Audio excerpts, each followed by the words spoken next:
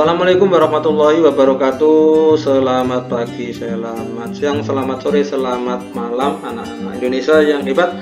Selamat berjumpa kembali dengan Pondok Media. Kita melanjutkan tema 7 untuk muatan pelajaran IPA, IPS, dan SPDP tentang apa anak-anak?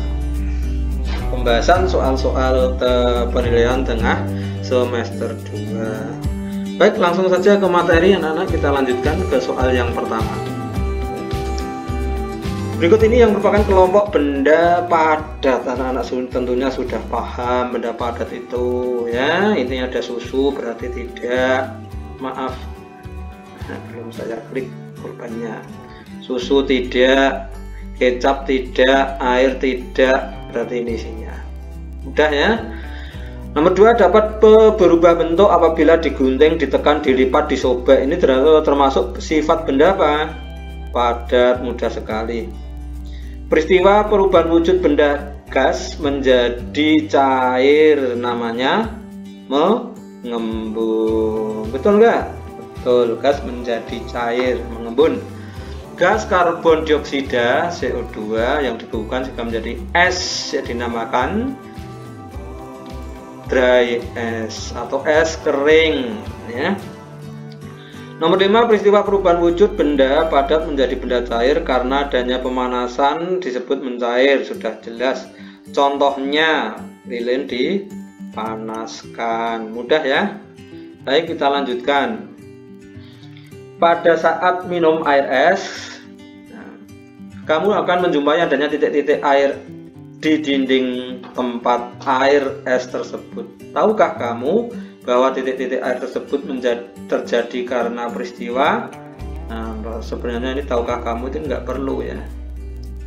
Ya, langsung saja titik-titik air tersebut terjadi karena peristiwa apa anak-anak? Pengembunan. Pengembunan apa? Uap air yang ada di sekitar gelas karena pengaruh suhu yang sejuk di sekitar gelas, adanya es tadi. Baik anak-anak, nomor 7, benda cair yang dapat merambat melalui serat-serat halus dari bahan seperti bahan kain yang mempunyai kemampuan untuk menyerap atau melalui celah-celah kecil, ini disebut apa? Disebut daya kapilaritas. Ini ya, kemampuan air merambat melalui celah-celah kecil namanya daya kapilaritas.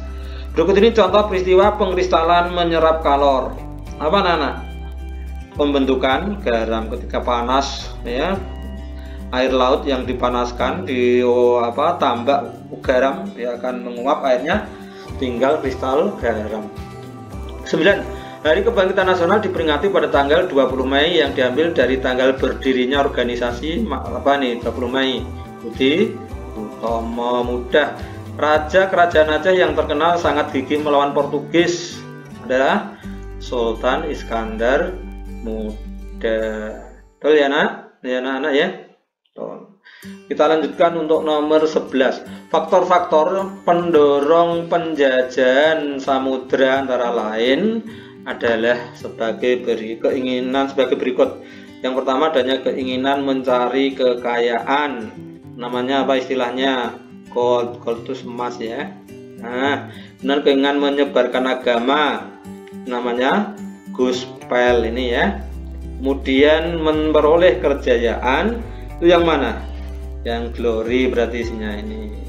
Mudah sekali, kita lanjutkan.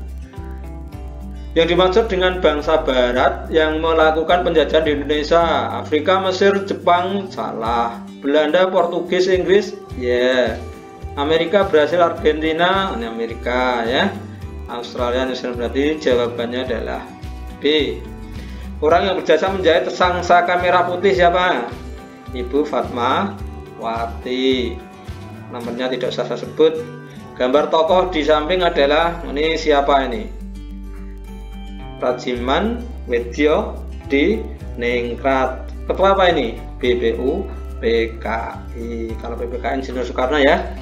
Tokoh yang mengetik, nah mudah mengetik proklamasi. Teks proklamasi adalah Sayuti Melik. Masih ingat ya?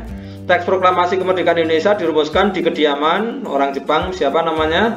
Laksamana Muda Tadusi Maida. Nah, lengkapnya. Untuk mengenang para tokoh yang telah gugur dalam peristiwa heroik di Semarang, maka didirikan sebuah tugu, yaitu di Semarang namanya Tugu Muda, Monumen Tugu Muda. Lanjut ke soal berikutnya. Ini SBDP. Lagu di bawah ini yang bertema cinta tanah air. Nah, tanah airku, tanah air. Nah, ini rayuan Pulau Kelapa juga, ya. Ini juga. Tapi ini sudah yang paling mendekati adalah tanah airku. Lanjut, lagu yang mempunyai ciri-ciri menanamkan sikap cinta tanah air, bersifat kepahlawanan, nasionalis, rela berkorban demi bangsa dan negara adalah ciri-ciri lagu apa, Nana? Wajib. Masih ingat ya? Lagu Indonesia Raya diciptakan, nah mudah sekali, W.R. Supratman. W.R. itu siapa? Wage Rudolf singkatannya. Tari Saman mudah, dari mana? Aceh, jelas. Tari Kecak, mudah sekali, Bali, ya betul. Lagu Mengheningkan Cipta, ini diciptakan oleh siapa? T. Prawit. Siapa yang tahu kepanjangan T? Nah, T itu kepanjangan Truno. Truno Prawit. Kita lanjutkan soal berikutnya. Ini tari apa ya, Nana? Tari piring. Dari mana ini? Dari Minangkabau. Minangkabau itu mana?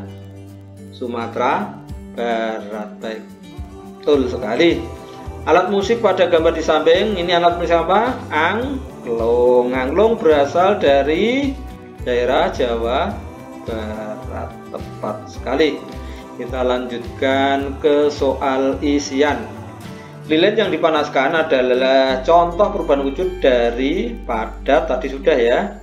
Dalam soal pilihan, padat menjadi cair. Air yang dipanaskan seperti di samping lama-kelamaan kan habis karena peristiwa apa, Nana? Penguapan. Alah. Maaf ya, pulpennya. Penguapan. Lanjut, memenuhi ruangan, volume maupun bentuknya mudah berubah, tidak bisa dilihat adalah ciri benda apa? Mudah. Gas. Volume tetap, bentuk benda tetap dan tidak dipengaruhi oleh wadahnya adalah sifat benda padat. Betul sekali. Hilangnya minyak wangi yang diteteskan pada pakaian terjadi karena proses apa, Nana? Penguapan. Tepat. Mudah. Proses perubahan wujud dari gas menjadi padat adalah proses apa namanya? Gas menjadi padat, mengkristal atau pengkristalan, atau ada yang menamakan menghabur, ya, mengkristal ini ya. Baik anak-anak, kita lanjutkan ke soal berikutnya. Seseorang yang mendapat julukan ayam jantan dari timur ini PS. Siapa anak-anak? Sultan Hasanuddin. Nama kecil pangeran Diponegoro. Siapa nih nama kecil pangeran Diponegoro? Bendoro Raden Mas Mustahar. Kita tulis gak ya? Bendoro Raden Mas Mustahar. Ini nama kecil pangeran Diponegoro. Sistem tanam paksa pada zaman penjajahan Belanda disebut apa anak-anak? Kalau zaman Jepang itu Romusa, kalau zaman Belanda kerja Rodi. Suku Banjar dan suku Bugis merupakan contoh suku yang mendiami. Banjar dan Bugis itu kan pulaunya lain-lain ya. Kalau Banjar itu Kalimantan, kalau Bugis itu Sulawesi. Ini maksudnya disuruh nulis Kalimantan dan Sulawesi, mungkin begitu ya, Sulawesi. Dah gitu aja. Kongres Pemuda kedua diadakan di Jakarta tanggal berapa? Kalau Sumpah Pemuda tanggal 28, berarti kongresnya itu tanggal 27 sampai 28 Oktober tahunnya 1928. Mudah mengingatnya ya.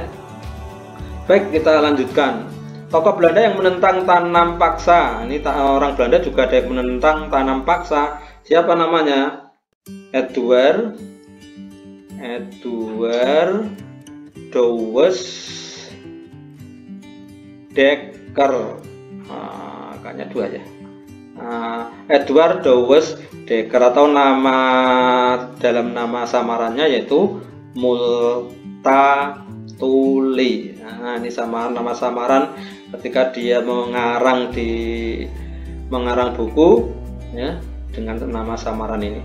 Baik anak-anak, kita lanjutkan berikutnya. Untuk SBDP, melantunkan suara dengan nada beraturan disebut apa anak-anak? Nyanyi.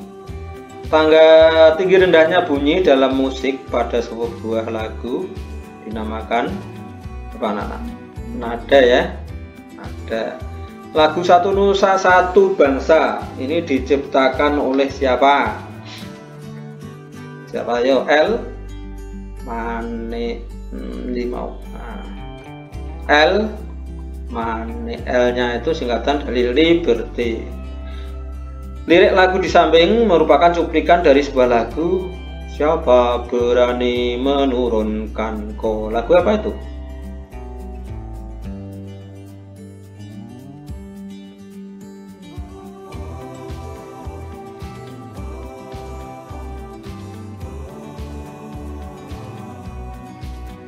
Nama tarian di samping, ini tari apa ini? Tari Serimpi. Dari mana ini? Dari Jawa Tengah. Baik anak-anak, kita lanjutkan. Udah selesai nih ya. Seharusnya ada ini masih ya. Oke, ini tidak tertulis ya, tidak tercover ya. Nomor masih ada 3 soal sebenarnya, nomor 43, 44 dan 45. Tapi nggak apa-apa lah, sampai di sini aja ya. Terima kasih atas perhatiannya, mohon maaf atas kekurangannya. Saya cukupkan sekian. Billahi taufik wal hidayah. Wassalamualaikum warahmatullahi wabarakatuh.